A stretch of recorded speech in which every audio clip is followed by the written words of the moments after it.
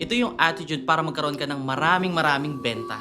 Napansin ko, no, kaya nahihirapan magbenta yung iba kasi una is wala silang tiwala dun sa offer nila. Wala silang tiwala na makakatulong yan doon sa client nila, sa customers nila. And kaya sila nahihirapan na magbenta kasi madali silang sumuko. Kapag may attitude ka na hindi ka sumusuko basta-basta, yun yung magpupush kasi sa'yo para aralin kung ano yung kulang na skills, kulang na knowledge dun sa binibenta mo at siyempre sa sarili mo. Para magkaroon ka ng mataas na tiwala dun sa product mo, kailangan alam mo kung sino-sino na yung mga natulungan ng mismong product or service na meron ka. Kailangan nakita mo mismo or narinig mo mismo. Kasi yun yung pwede mong ikwento din dun sa potential customer, sa clients na kausap mo. At dahil doon, yun yung magbibuild sa'yo na magkaroon ka ng mataas na tiwala. Meron akong binibentahan dati na after kong sabihin lahat ng details about dun sa service, ang sagot niya sa akin, ayaw niya. Sabi niya, baka masayang lang yung pera niya. Kasi marami na daw siyang na-try na hindi daw nakatulong sa kanya. So ako, dahil sa dami nung nakatulungan ng services namin, mas pinakita ko sa kanya, ito yung mga client na natulungan namin dahil dito sa service na meron kami. And ayun, dahil dun sa taas ng belief ko na pa-take action siya. Hindi lang on the spot, pero dahil sa multiple times na finalo up ko siya, bumili siya dahil dun sa pinakita ko sa kanyang mga results. Advice ko dun sa mga taong